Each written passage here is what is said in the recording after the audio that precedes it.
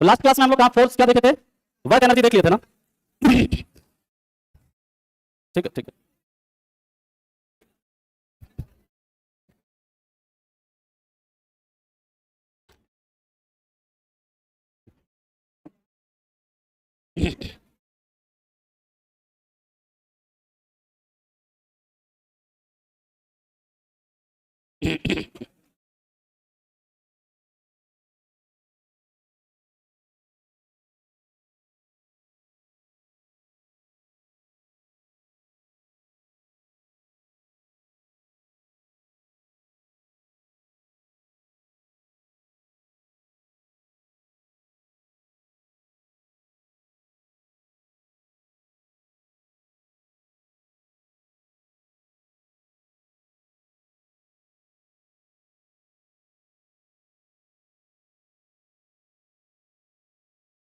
तो कल हम लोग देख रहे थे वर्क और एनर्जी, है ना। हाँ बोलो, डाउट है कोई?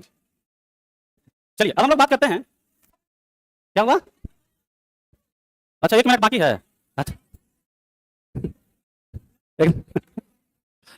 हम देख लेते हैं पहले, हम 7 बजे। चल नेक्स्ट बात करते हैं पावर, शक्ति।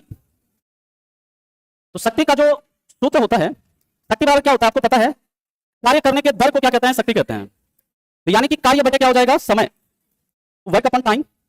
अब इसका यूनिट देखिए क्या होगा, कार्य का क्या होता है जूल, टाइम का क्या होता है सेकंड, यानी जूल पर सेकंड हो गया एक तो, है ना। अब देखिए इसी को हम लोग ऐसे, इसी को क्या बोल देते हैं, जूल पर सेकंड को ही हम लोग वाट कह देते हैं, क्या बोल देते हैं, वाट। अब देखिए ये जो जूल है, जूल को क्या हम लोग लिख सकते हैं, क्या बताओ, केजी मीटर स्क्वायर पर सेकंड स्क्वायर, बटे क्या लिख सकते हैं, सेकंड। इसको हम लोग लिख सकते हैं क्या, केजी मीटर स्क्वायर पर सेकंड क्यूब, लिख सकते हैं ना जी। एक यूनिट ये हो गया, एक यूनिट ये हो गया, और एक यूनिट आपका ये हो गया। अभी तक तो ये 3 यूनिट है। अब वीमा की बात करें, इसका वीमा क्या हो जाएगा, आप लोग खुद बताओ, M L two T minus T, ये इसका क्या हो गया, डायमेंशन हो गया। और याद रखिएगा जो पावर होता है ना, पावर को वाट मीटर से मापते हैं, किससे, वाट मीटर से मापते हैं। पहले आप इसे लिखिए, फिर हम लोग सीजीएस यूनिट की बात करेंगे, फिर हम लोग सीजीएस यूनिट की बात करते हैं। चला आगे। अच्छा ठीक है। इसके बाद यूनिट एंड डायमेंशन जैसे आज हम लोगों का कंप्लीट हो जाएगा। आप लोग कोई भी एग्जाम का क्वेश्चन निकालिएगा, उसको खुद से आपको सॉल्व करना है, सारे क्वेश्चन आप इजीली कर लेंगे, है ना। अब हम लोग बात करते हैं इसके आगे। अच्छा चलो लिखो लिखो। भाई समझाना बड़ा मुश्किल है इधर, है ना। कोई बात नहीं यार, थोड़ा बहुत समय लगेगा, कोई बात नहीं है ना, कोई दिक्कत नहीं है, 1 आध मिनट लगने दीजिए। दूसरा हम लोग बात करते हैं यहाँ पर सीजीएस यूनिट। सीजीएस इकाई की बात करें, एक तो आपका देखिए क्या हो जाएगा, अर्ग, जूल का अर्ग होता है ना जी, हर सेकंड एक ही हो गया। दूसरा क्या हो जाएगा बताइए, इसी को हम लोग लिख सकते हैं ऐसे क्या, डाइन सेंटीमीटर पर सेकंड, क्योंकि ये देखो इसको ना हम लोग, ये जो आपका यूनिट है ना, यहाँ पर जूल को हम लोग ऐसे भी लिख सकते हैं, न्यूटन मीटर पर सेकंड भी लिख सकते हैं, हाँ ना बोलो, ठीक है। तो ये भी आपका एक यूनिट हो सकता है, तो ये डाइन सेंटीमीटर पर सेकंड ये भी हो जाएगा। इसके बाद याद रखिएगा ग्राम सेंटीमीटर स्क्वायर पर सेकंड क्यूब, ये भी क्या हो जाएगा, सीजीएस का एक यूनिट हो जाएगा। अब आप देख सकते हैं पावर के कितने यूनिट हैं, आप देखो एक तो आपका ये है, ये है, ये है, ये है, ये 4 इधर हो गया, बाकी 3 इधर, ये सब पावर का यूनिट है। और याद रखिएगा पावर का या इंजन ऐसे लिख लेना, इंजन जो होता है ना, इंजन का पावर एचपी में मेजर किया जाता है, अश्व शक्ति या हॉर्स पावर में, अश्व शक्ति या हॉर्स पावर में मापा जाता है, जैसे हम लोग एचपी कहते हैं। और 1 एचपी बराबर कितना होता है, 746 वॉट होता है। ओके तो लिखिए इसे। अब हम लोग बात करते हैं यहीं पर, कल हम लोग फोर्स देख रहे थे, वहां पर एक कॉन्सेप्ट रह गया था, तो आप नोट में इसे करके लिख लेना, कई बार आपसे पूछ दिया जाता है, क्योंकि अगर कभी पूछ दिया जाए ना कि 1 केजी फोर्स, 1 केजी फोर्स किसके बराबर होता है, कितना न्यूटन के बराबर होता है, एग्जाम में पूछ लिया गया है कई बार। 1 केजी फोर्स का मतलब क्या होता है समझिए, कि कोई 1 केजी का वस्तु है, 1 केजी द्रव्यमान का कोई वस्तु है, इसके ऊपर जो पृथ्वी को फोर्स लगाता है ना, यानी इसको अर्थ जिस बल से अपनी ओर खींचता है, यानी कि इसका जो 1 केजी द्रव्यमान वाले वस्तु का जो वेट होगा, 1 केजी द्रव्यमान वाले वस्तु का वेट निकालो, क्या हो जाएगा, m × g, m कितना 1, g कितना 9.8, कितना हो जाएगा ये 9.8 न्यूटन, ये होगा ना। याद रखना 1 केजी फोर्स बराबर जो होता है वो 9.8 न्यूटन होता है, या फिर याद रखिएगा 9.8 × 10⁵ डाइन होता है ना। ये आपसे पूछा जाता है, नोट में आप इसे लिख लेना, इंपॉर्टेंट है। 10 रहे तो फिर 10 के साथ जाइएगा, है ना।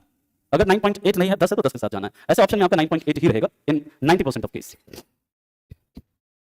नहीं ये फिजिक्स का क्लास हो रहा है अमन जी, केमिस्ट्री हो गया है कंप्लीट, मतलब केमिस्ट्री का क्लास हो गया, कंप्लीट नहीं हुआ है, मतलब केमिस्ट्री का क्लास हो गया, फिजिक्स स्टार्ट किए हैं अभी। अब हम लोग बात करते हैं इसके आगे। नेक्स्ट याद रखिएगा प्रेशर, प्रेशर यानी दाब। अब ये बहुत इंपॉर्टेंट है, इसका दाब बराबर आपको सूत्र पता है क्या होता है, बल बटे क्षेत्रफल, है ना। क्षेत्रफल ज्यादा करिएगा दाब घटेगा और क्षेत्रफल कम करिएगा दाब बढ़ेगा। अब इसका यूनिट देखिए क्या होगा, फोर्स का क्या हो जाता है न्यूटन, क्षेत्रफल का क्या मीटर स्क्वायर, तो न्यूटन पर मीटर स्क्वायर हो गया। इसी को क्या बोलेंगे पास्कल, डिनोट करते हैं कैसे इसको, पी और स्मॉल ए, है ना। और पास्कल से याद रखना है पास्कल का सिद्धांत, पास्कल के सिद्धांत से याद रखना हाइड्रोलिक, ब्रेक, लिफ्ट, मशीन, ये सब। इसके बाद की बात करते हैं, आप देखिए एक तो ये यूनिट हो गया, एक ये हो गया। अब न्यूटन को हम लोग क्या लिख सकते हैं, केजी मीटर पर सेकंड स्क्वायर लिख सकते हैं ना जी, न्यूटन को डिवाइडेड बाय मीटर स्क्वायर लिख सकते हैं। ये मीटर एक मीटर कटा, क्या बच गया केजी पर मीटर सेकंड स्क्वायर, ये बचा ना, एक यूनिट आपका ये हो गया किसका, प्रेशर का। अब बीमा आप लोग खुद से लिखो, बीमा क्या हो जाएगा, M L minus 1 T minus 2, this is dimension of pressure. अब इसका सीजीएस मात्रक लिखिए पहले, फिर हम लोग इसके आगे चलते हैं। इसका कई मात्रक है, सीजीएस यूनिट में याद रखिएगा क्या हो जाएगा, एक तो हो जाएगा आपका डाइन पर सेंटीमीटर स्क्वायर, ये होगा ना जी, और दूसरा क्या हो जाएगा ग्राम पर सेंटीमीटर सेकंड स्क्वायर, ये सीजीएस यूनिट हो गया। अब इसके आगे मूव करते हैं। अभी प्रेशर बहुत इंपॉर्टेंट है, यहां से काफी सवाल आपके एग्जाम में बनता है।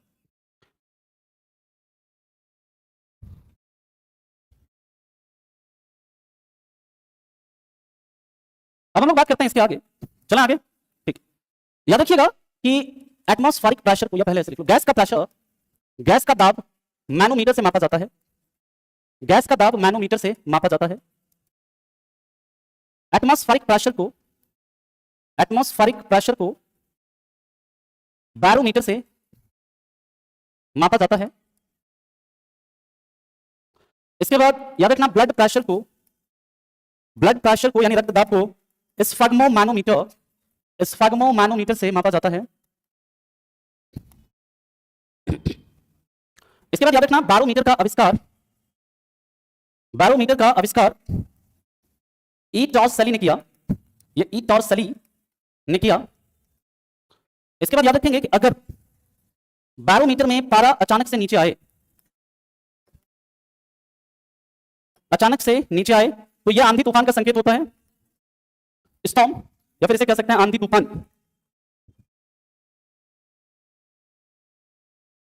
पहले आप इसे लिखिए, फिर चलते हैं इसके आगे। एक एक पॉइंट जो लिखा जा रहा है, हर एक पॉइंट एग्जामिनेशन के पॉइंट ऑफ व्यू से इंपॉर्टेंट है, याद रखना आपको।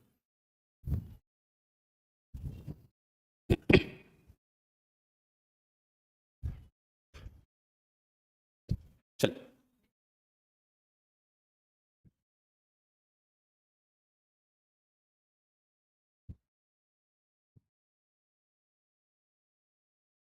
हाँ, क्लास में बैठ के फोन कर रहा है, ये बहुत मोहब्बत है तुमको इससे, है ना, इसलिए कर रहा है। बताओ इतना केयर करने वाला है तुम्हारा, ये अच्छी बात है ना जी, हाँ, क्लास में भी चिंता है उसको, तुम ये सही बात है।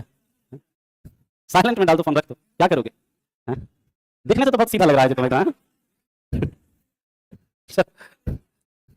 अब हम लोग बात करते हैं इसके आगे। बैरोमीटर में अगर पारा धीरे धीरे नीचे आए तो ये साफ मौसम का, सॉरी, तो ये हल्की वर्षा, ये हल्की वर्षा का संकेत है। इसके बाद याद रखिएगा कि बैरोमीटर, अगर बैरोमीटर में पारा धीरे धीरे ऊपर जाए तो यह साफ मौसम का संकेत होता है, साफ मौसम का संकेत होता है। और यहीं से नोट में पहले लिखो,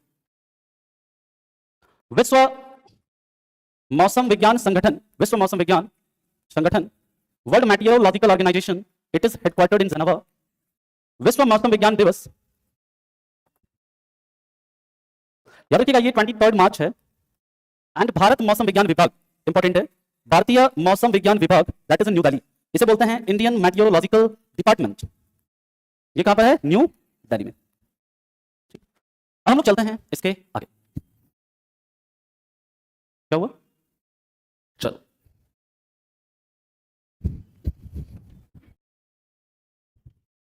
अब हम लोग बात करते हैं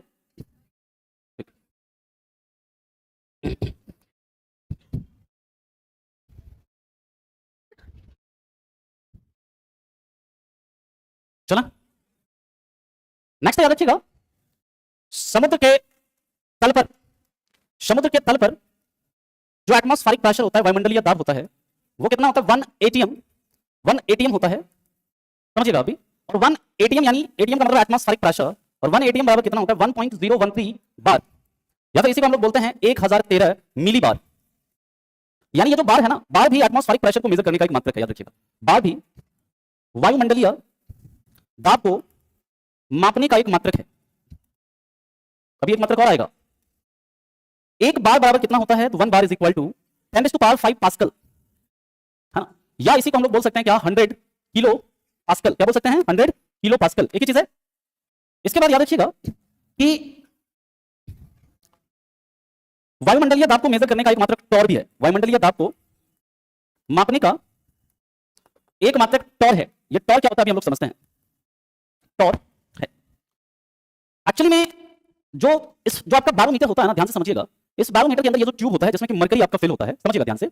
इसमें क्या होता है? हर एक एमएम पर क्या होता है? एक कॉलम बना होता है। हर एक एमएम पर ऐसे ऐसे ऐसे ऐसे आपका हर एक एमएम पर क्या बना होता है? कॉलम बना होता है। और एक एमएम ऑफ एचजी जो होता है ना, एक एमएम ऑफ यहां पर पारा जैसे ऊपर जाएगा, इसे हम लोग क्या बोल देते हैं? 1 टॉर बोल देते हैं। क्या बोल देते हैं? 1 टॉर। जैसे एक एमएम पारा ऊपर जाएगा तो यानी ये कहेंगे कि 1 टॉर क्या हुआ? बढ़ा। ये कम होगा, 1 टॉर घटा। और जो हमारा स्टैंडर्ड प्रेशर होता है टॉर में जो हमारे वायुमंडल का स्टैंडर्ड प्रेशर होता है वो कितना होता है? 760 टॉर होता है, या 760 एमएम ऑफ एचजी होता है ना? ये चीज आपको याद रखना है। इतना बस दाब में आपको पता होना चाहिए। तो ये आप लिख लीजिएगा, ये पॉइंट भी लिख लेना कि हमारे वायुमंडल का जो स्टैंडर्ड प्रेशर होता है वो कितना होता है? 760 टॉर या फिर 760 एमएम ऑफ एचजी। आपसे ये पूछता है कि 1 टॉर बराबर क्या? 1 एमएम ऑफ एचजी। ठीक है, तो कितना आपका यूनिट है आप देख सकते हैं। अब हम लोग बात करेंगे प्रेशर के बाद impulse, momentum, surface tension, stress, strain, elasticity, है ना, फिर टॉर्क, है ना, ये सब क्या है अभी उसके ऊपर हम लोग चर्चा करेंगे। 100 किलो है ये। किलो के का मतलब है किलो पास्कल। अरे नहीं लिख सकते हैं इसको ऐसे 1000 ऐसे लिख लो, 100 गुने 1000 पास्कल। इसको किलो लिख सकते हैं, हटा के किलो लिख दिए बस, 100 किलो पास्कल। ठीक है, चलो अब मेरा एक सवाल लिखते हैं तुम लोगों को करने के लिए, करोगे? ठीक है, देखते हैं करते हो कि नहीं। बताओ तुम लोग कि 100 डाइन पर सेंटीमीटर स्क्वायर है, ये आपका है। इसको आप कन्वर्ट करिए बार में। ये प्रेशर है, इसको बार में बदलना है आपको। बदलिए, देखते हैं।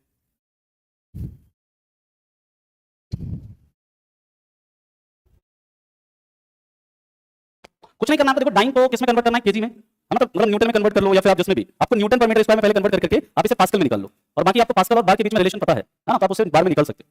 पहले आप लोग करिए, फिर हम इसे करते हैं। ज्यादा मुश्किल नहीं है, बस कैलकुलेशन है थोड़ा सा। चलिए करते हैं, आप देखते हैं। ये 100 है, डाइन है, तो डाइन को हम लोग क्या लिख सकते हैं? 10⁵ न्यूटन, ये लिख सकते हैं ना। अब बटे क्या हो जाएगा? सेंटीमीटर है, तो सेंटीमीटर को मीटर में कन्वर्ट करोगे तो 1/100 यही होगा ना, मीटर का स्क्वायर होगा कि नहीं होगा? बताओ। तो यानी कि यहां से अगर हम इसको सॉल्व करें, ठीक है ना जी, यानी कि क्या हो जाएगा? 100 और ये 100 ऊपर जाएगा, ये भी 100 ऊपर जाएगा, इंटू 10 क्या हो जाएगा? -5 न्यूटन पर मीटर स्क्वायर, यही होगा। आप इसको सॉल्व करिएगा तो ये क्या हो जाएगा? 10 पास्कल हो गया, है ना? 10 पास्कल हुआ, ठीक है। इसको आप बार में कन्वर्ट करिएगा, क्या हो जाएगा? 10 इंटू 10⁻5 बार, यानी कि 10⁻4 बार। ठीक है, बराबर की कहीं गड़बड़ लग रहा है जी? सही है ना? हाँ ठीक है, चलिए बराबर है, बराबर है। आपको ये तरीका पता होना चाहिए, इसलिए मैंने आपको कराया ताकि आपको ना तरीका पता हो कि कैसे ये हम लोग करते हैं। ठीक है, नहीं समझ में आया? कोई बात नहीं, फिर से समझा देते हैं। देखिए क्या करना है ना, इसमें आपको कन्वर्ट करना है बाद में। पहले आप इसको न्यूटन पर मीटर स्क्वायर में चेंज करो। 100 डाइन है, तो आप बताइए डाइन को न्यूटन में अगर हम लिखेंगे तो कितना होगा? 1 डाइन बराबर कितना होता है? न्यूटन।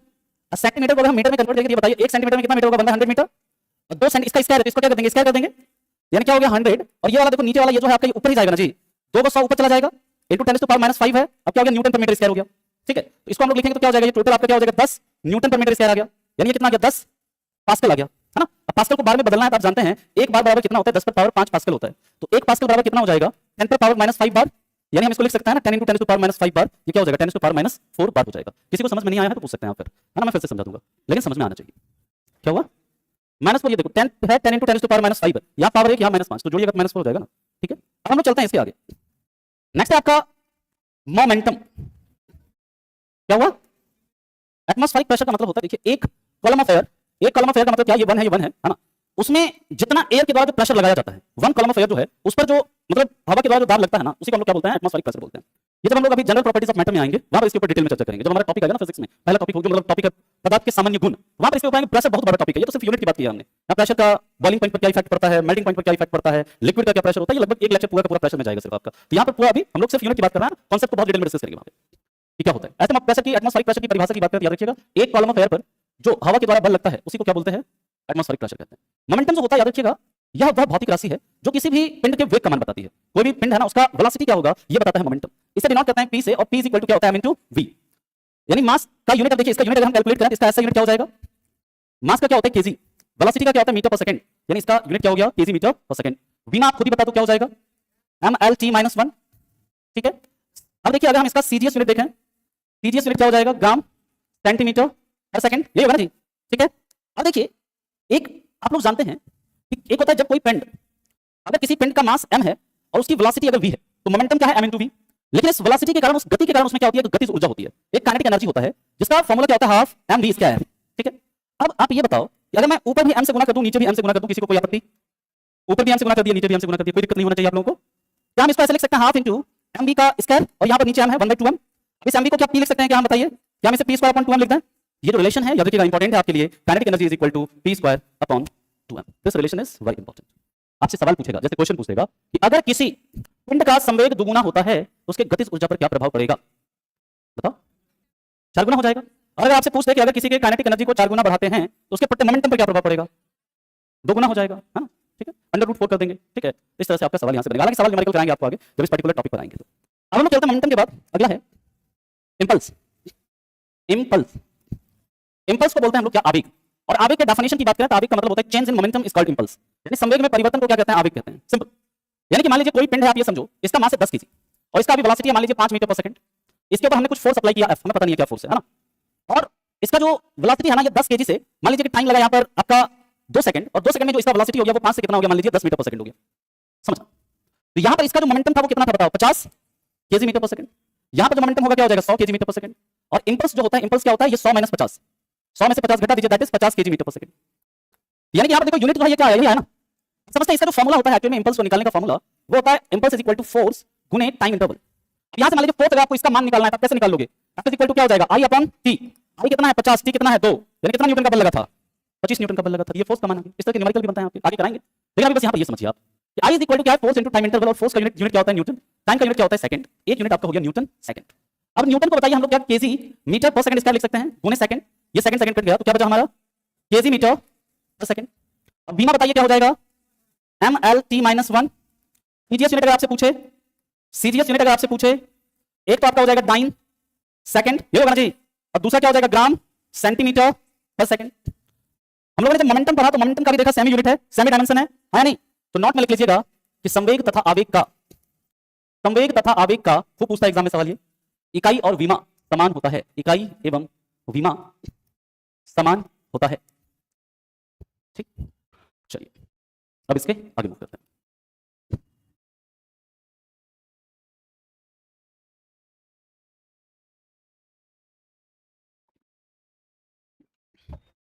चलो ठीक है, ठीक।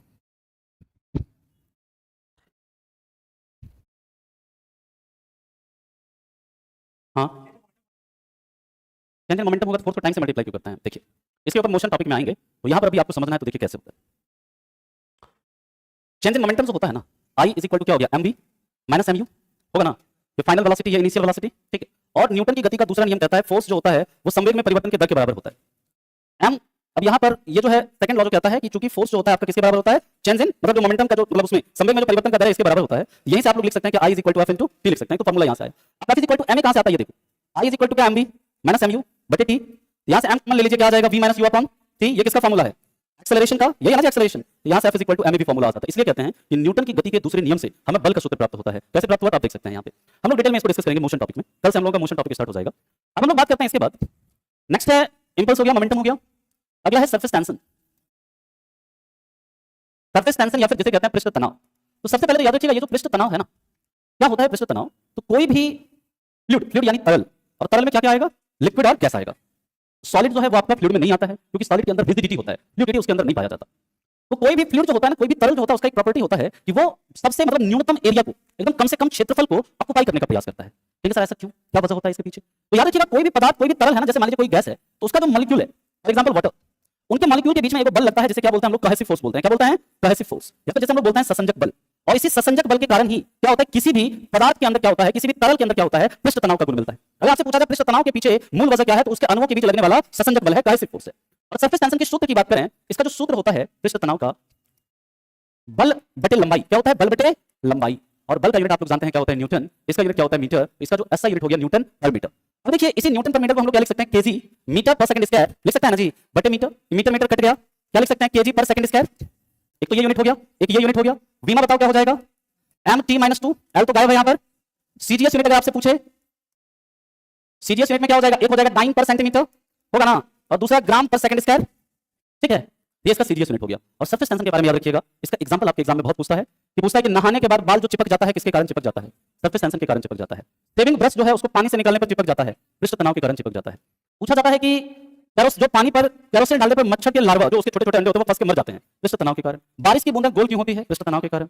उसके बाद पूछा जाता है कि जो गर्म खाना खाने पर हमें टेस्टी लगता है, गर्म सूप पीजिए, गर्म खाना खाइए, ज्यादा टेस्टी लगता है, वो भी पृष्ठ तनाव के कारण होता है। ये सब लिखाएंगे आगे आपको। अब हम लोग बात करते हैं इसके आगे,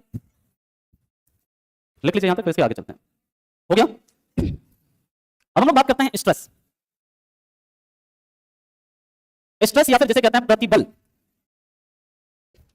स्ट्रेस का जो होता है, ये स्ट्रेस का जो गुण मिलता है याद रखिएगा, ये मिलता है सॉलिड में, ठोस में। और स्ट्रेस का यूनिट क्या होता है, ये होता है आपका फोर्स अपॉन एरिया ही, यानी बल बटे क्षेत्रफल ही इसका भी क्या होता है, सूत्र होता है। यानी कि इसका भी यूनिट की अगर हम बात करें तो इसका भी जो ऐसा यूनिट होगा वो क्या हो जाएगा, न्यूटन पर मीटर स्क्वायर, जिसको हम लोग पास्कल भी बोल सकते हैं, है ना। और इसी को हम लोग क्या लिखेंगे, केजी पर मीटर सेकंड स्क्वायर लिख सकते हैं ना जी। वीमा क्या हो जाएगा इसका, ml-1 t-2 लिख सकते हैं कि नहीं। सीजीएस यूनिट जो होगा एक तो डाइन पर सेंटीमीटर स्क्वायर एंड दूसरा क्या हो जाएगा, ग्राम पर सेंटीमीटर सेकंड स्क्वायर, ये इसका सीजीएस यूनिट हो गया। यानी कि आपको ये समझ में आ गया होगा जो प्रेशर है और स्ट्रेस है, इसका यूनिट क्या है आपका, सेम है कि नहीं। प्रेशर और स्ट्रेस दोनों का यूनिट क्या होता है, सेम होता है। अब इसके बाद होता है आपका स्ट्रेन, बहुत इंपॉर्टेंट है एग्जामिनेशन के पॉइंट ऑफ व्यू से, जैसे हम लोग बोलते हैं विकृति। विकृति विकृति की बात करते हैं तो स्ट्रेन बराबर जो होता है फॉर्मूला, इसका सूत्र होता है लंबाई में परिवर्तन बटे मूल लंबाई, लंबाई में परिवर्तन बटे मूल लंबाई। अब समझो ये हमारे पास मान लीजिए पेन है, इसका ओरिजिनल लेंथ मान लो कितना है अभी, 10 सेंटीमीटर मान लो इसका ओरिजिनल लेंथ है ना। अब हम क्या करते हैं, इसका डिफॉर्म करते हैं, मान लीजिए हम इसको खींचते हैं और खींचने के बाद इसका लंबाई खींच के कर देते हैं 12 सेंटीमीटर कर देते हैं, मान लीजिए कितना कर देते हैं, 12 सेंटीमीटर। इसका लंबाई में कितना परिवर्तन हुआ बताओ, 2 सेंटीमीटर का परिवर्तन हुआ। मूल लंबाई कितना था, ये कट गया, इसका कोई यूनिट बचा क्या, नहीं बचा। अब यूनिट ही नहीं है तो डायमेंशन होगा क्या, नहीं होगा। यानी कि हम कह सकते हैं कि जो स्ट्रेन है यह एक इकाई विहीन तथा विमा विहीन राशि है, यानी यूनिटलेस एंड डायमेंशनलेस क्वांटिटी है। और ऐसा ही दोस्तों याद रखिएगा अपवर्तनांक भी क्या है, यूनिटलेस और डायमेंशनलेस क्वांटिटी है। जो रिफ्रैक्टिव इंडेक्स होता है, जो रिलेटिव डेंसिटी है, रिलेटिव डेंसिटी वो भी कैसा है आपका, याद रखिएगा एक इकाई विहीन और विमा विहीन राशि है, डेंसिटी नहीं, रिलेटिव डेंसिटी। हाँ, क्योंकि रिलेटिव डेंसिटी का मतलब क्या होता है, किसी भी वस्तु का घनत्व हम जल के सापेक्ष मेजर करते हैं, जल के सापेक्ष मेजर करते हैं वहां पर उसका कोई यूनिट नहीं होता। तो आप पॉइंट में लिख भी सकते हो कि रिलेटिव डेंसिटी या सापेक्ष घनत्व जो है वह भी एक इकाई विहीन और विमा विहीन राशि है, पूछा जाता है सवाल आपसे।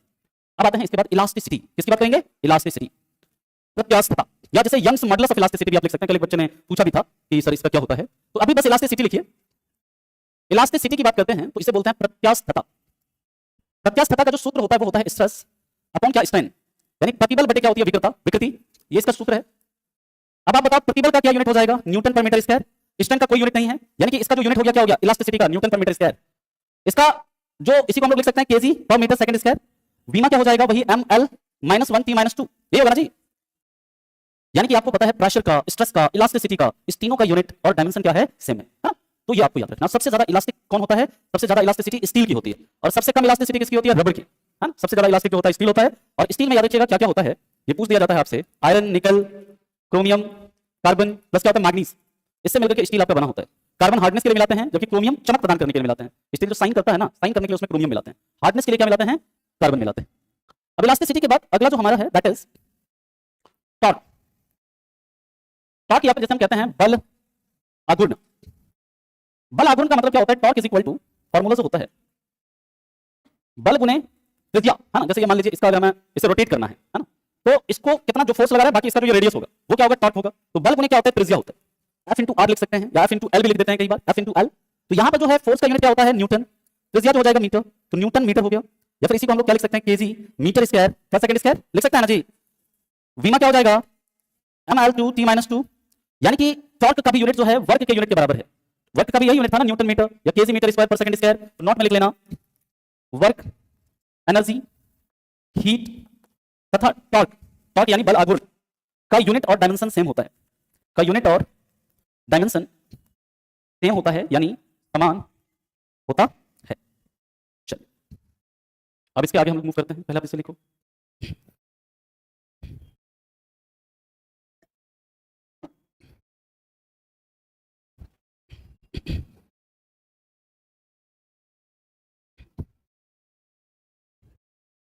चला आगे। नेक्स्ट है एंगुलर वेलोसिटी। एंगुलर वेलोसिटी, या फिर जैसे हम लोग कहते हैं कोणीय वेग। जैसे आप मान लीजिए किसी सर्कुलर पाथ पर मूव कर रहे हैं और यहां पर आप क्या करते हैं, मान लीजिए इसका रेडियस क्या है, r है, और इस सर्कुलर पाथ पर आप मान लीजिए कि इतना डिस्टेंस आपने क्या किया, कवर किया, है ना, t टाइम में आपने कवर किया। यहां पर जो एंगुलर, यहां पर कितना एंगल आपने बनाया, मान लीजिए थीटा, एंगुलर डिस्टेंस जो आपने कवर किया वो कितना किया, थीटा। तो यहां से जो आपका कोणीय वेग जो होता है ना, जिसे हम लोग डिनोट करते हैं किससे, ओमेगा से डिनोट करते हैं, किससे, ऐसे ओमेगा से। और कोणीय वेग बराबर जो होता है, ये क्या सूत्र होता है, कोणीय दूरी बटे समय, यानी थीटा अपॉन क्या, टी लिख सकते हैं इसको, थीटा बटे क्या, टी। अब ये बताइए कोणीय दूरी को मेजर जो करेंगे इसका यूनिट क्या होगा, इसका यूनिट क्या होगा, रेडियन, समय का क्या होगा, सेकंड, तो इसका यूनिट क्या हो गया, रेडियन पर सेकंड। जबकि इसके वीमा की बात करते हैं तो वीमा याद रखिएगा इसका होता है सिर्फ और सिर्फ t माइनस 1, क्या होता है, t माइनस 1, है ना। यहां पर ये थीटा हो गई है, ये थीटा अपॉन टाइम कोणीय दूरी बटे समय है ना, कोणीय दूरी है ना, कोणीय दूरी बटे समय। और याद रखिएगा ये t इनवर्स कैसे है, तो v इससे लीनियर वेलोसिटी निकालेंगे ना, तो v इक्वल टू क्या होता है, ओमेगा r होता है। ये एंगल है, कोणीय दूरी है ये, है ना, ये वाला दूरी नहीं है, ये वाला दूरी है, यहां पर एंगल है ये थीटा, है ना, कोणीय दूरी को थीटा बोलेंगे। यहां पर तो ये आर्क हो जाएगा, ये तो आपका डिस्टेंस हो जाएगा, सर्कुलर डिस्टेंस इसका, कोणीय दूरी आपका थीटा है। अरे कोणीय दूरी बोल रहे हैं, एंगल जो है आपका, जो भी एंगल बनाएगा ना, मान लीजिए ये 360 डिग्री का एंगल बनाया, 360 डिग्री इसका कोणीय दूरी हो गया, ठीक है। अब यहां पर देखिए अगर आपका ओमेगा दिया हुआ है और आपसे मान लीजिए लीनियर वेलोसिटी पूछा है, तो ये आपका v is equal to formula होता है omega r, omega is equal to क्या हो जाएगा, v अपॉन r होगा ना। अब आप बताओ कि इसका v का यूनिट क्या होता है, मीटर पर सेकंड, r का यूनिट क्या होता है, मीटर, तो मीटर मीटर कैंसिल हो जाएगा, क्या बचेगा, 1 बाय सेकंड। इसलिए यहां पर जो डायमेंशन आया है वो क्या है आपका, t इनवर्स आया है, t माइनस 1 आया है। अब हम लोग बात करते हैं इसके आगे, एक है यूनिवर्सल ग्रेविटेशनल कांस्टेंट, सार्वत्रिक गुरुत्वाकर्षण नियतांक। कल किसी बच्चे ने पूछा था, है ना, तो इसलिए मैं बता रहा हूं, हालांकि ग्रेविटेशन में बताता हूं मैं ये, लेकिन किसी बच्चे ने पूछा था तो इसको भी देख लेते हैं।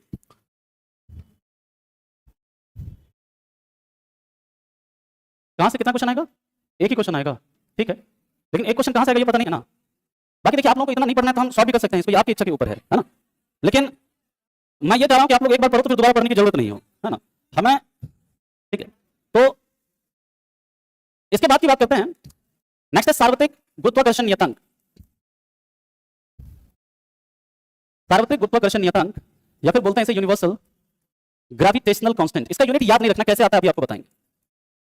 सबसे पहले तो याद रखिएगा जो इसका मान होता है ना, इसको किसने खोजा, याद रखिएगा इसका मान हेनरी कैवेंडिश ने खोजा। किसने, हेनरी कैवेंडिश ने खोजा, जिन्होंने हाइड्रोजन की खोज करी थी, उन्होंने इसका वैल्यू खोजा। इसका जो वैल्यू होता है, मान जो होता है इसका, वो कितना होता है, 6.67 इंटू 10⁻⁻11 न्यूटन मीटर स्क्वायर पर केजी स्क्वायर होता है, ये इसका यूनिट है ना। तो यानी कि इसका जो यूनिट है, याद रखिएगा कैसे आया, ये अभी आपको बताएंगे। इसका जो ऐसा यूनिट हो गया, कितना हो गया, न्यूटन मीटर स्क्वायर पर केजी स्क्वायर, ठीक है, ये होगा ना। अब देखिए इसको हम लोग न्यूटन को क्या लिख सकते हैं, ये बताओ, केजी मीटर पर सेकंड स्क्वायर गुने मीटर स्क्वायर बटे क्या हो जाएगा, केजी स्क्वायर, केजी केजी क्या हो गया, कट गया, क्या बचा, बताओ, मीटर क्यूब पर केजी सेकंड स्क्वायर, ये बचा चाहिए, ये भी इसका यूनिट है। अब बीमा लिख लीजिए इसका, अगर आपको पता नहीं भी, अगर आपको सिर्फ एक भी पता है, बीमा निकाल सकते हो। कैसे हो जाएगा बीमा, -1 L3 T-2, ये होता है बीमा इसका, हाँ, ठीक है। और याद रखिएगा ये जो यूनिवर्सल ग्रेविटेशनल कांस्टेंट है, सार्वत्रिक गुरुत्वाकर्षण नियतांक है, पूरे ब्रह्मांड में आप कहीं भी चले जाएंगे, आप अर्थ पे हैं, मून पे हैं, वीनस में जाइए, कहीं जाइए, इस कैपिटल जी का मान जो है वो कभी चेंज नहीं होता है। इस चीज को आप याद रखिएगा, इसका मान हर जगह सेम रहेगा। बदलता है मान किसका, स्मॉल जी का, है ना, छोटा जी जो है वो बदलता है, बड़का जी नहीं बदलता है। अब इसका ये न्यूटन मीटर स्क्वायर पर केजी स्क्वायर कैसे आया है यूनिट, इसको भी थोड़ा सा जान लेते हैं, ठीक है ना। तब हम लोग अगले पॉइंट पर चलेंगे, देखेंगे रेजिस्टिविटी, रेजिस्टेंस, कंडक्टेंस, फ्रीक्वेंसी, है ना, डॉप्सन यूनिट क्या है, इन सब के बारे में बात करेंगे, चार्ज का, पावर ऑफ लेंस का।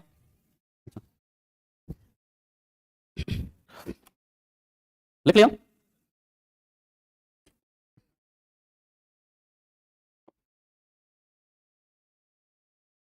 चला आगे, ठीक ना। अब ये कैसे आता है ये यूनिट, इसको भी समझो। आप लोग को न्यूटन लॉ ऑफ ग्रेविटेशन पता होगा, नहीं पता है तो आप समझो। न्यूटन लॉ ऑफ ग्रेविटेशन कहता है कि अगर कोई दो पिंड है जिसका मास m1 है और m2 है, इसके बीच की दूरी अगर r है, इसके बीच एक बल लगता है जो क्या होता है, gm1 m2 upon r square के बराबर होता है ना। अब देखो यहां से हम इसे लिख सकते हैं कि g इज इक्वल टू क्या लिख सकते हैं, बताओ, force into r square divided by m1 into m2 लिख सकते हैं। फोर्स का यूनिट कितना होता है, न्यूटन, रेडियस है, मतलब r है, दूरी है, तो m स्क्वायर, मास है kg, फिर इंटू kg, ये यूनिट था क्या, न्यूटन मीटर स्क्वायर पर केजी स्क्वायर, तो ये यहीं से आता है, ये आपको पता होना चाहिए। अगला, अब हम लोग बात करते हैं, अच्छा पीछे करता है, ठीक,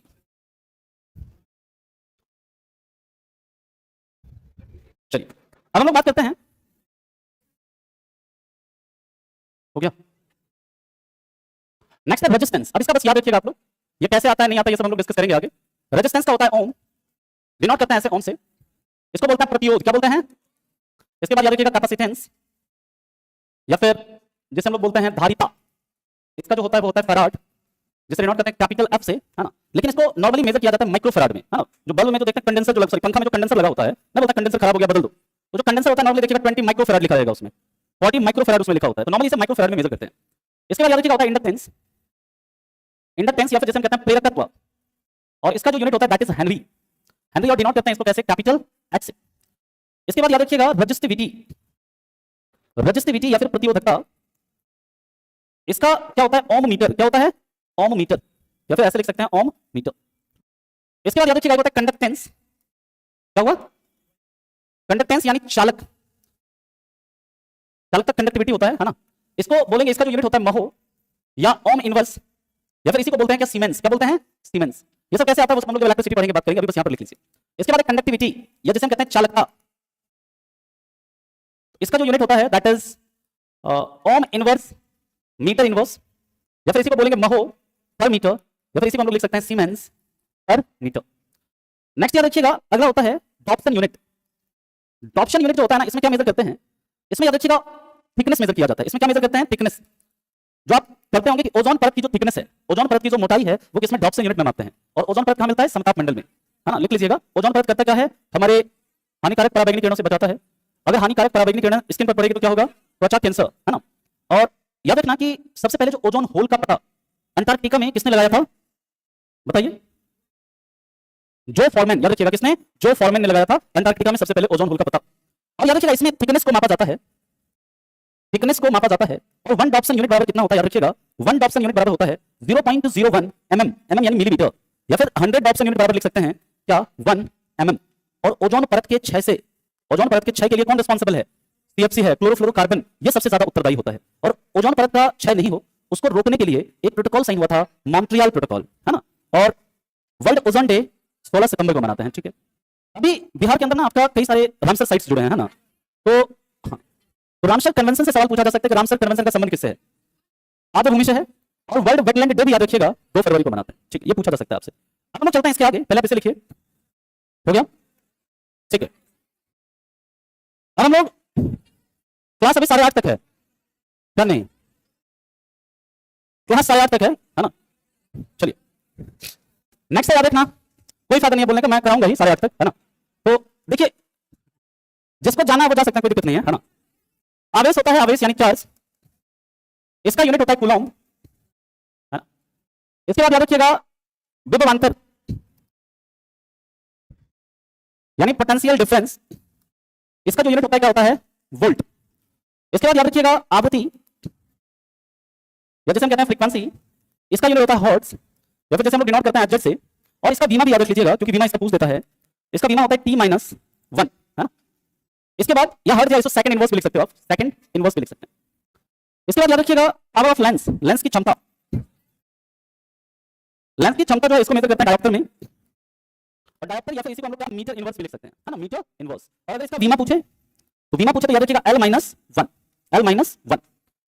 इसके बाद ध्वनि की तीव्रता, इंटेंसिटी ऑफ साउंड, इसका ऐसा यूनिट तो याद रखिएगा क्या होता है? वॉट पर मीटर स्क्वायर। लेकिन इसे मेजर किसमें करते हैं? इसका जो व्यावहारिक मात्रक है वो है आपका डेसिबल।